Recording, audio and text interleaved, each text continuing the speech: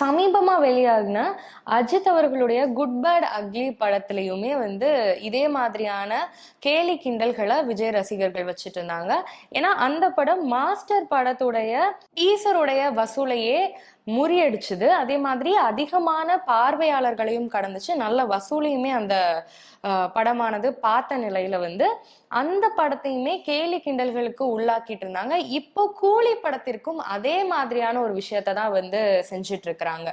இப்படி விஜய் ரசிகர்கள் செய்யக்கூடிய இந்த செயலானது ரஜினி ரசிகர்கள் கிட்ட மட்டும் கெட்ட பேர் ஏற்படுத்தி தரல. இது ஒரு பொதுவான ஒரு கெட்ட பேரையே விஜய் அவர்களுக்குமா இருக்கட்டும், தமிழக வெற்றி கழகத்துக்குமே ஏற்படுத்திக்கிட்டு இருக்கு அப்படின்னு தான் நம்ம சொல்லணும்.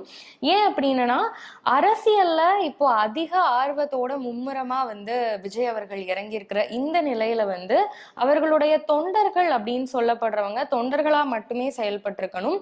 சமூக கருத்துக்களையும் சமூகம் சார்ந்த விஷயங்களையும் சோசியல் மீடியால பகிரக்கூடிய இடத்துல இருக்கக்கூடிய அவர்கள் இப்பவுமே ரசிகர்களா மட்டுமே அவங்களோட கருத்துக்களை பதிவு பண்ணிட்டு இருக்காங்க அப்படிங்கிறது ஒரு குறிப்பிடத்தக்க ஒரு விஷயமா பார்க்கப்படுது.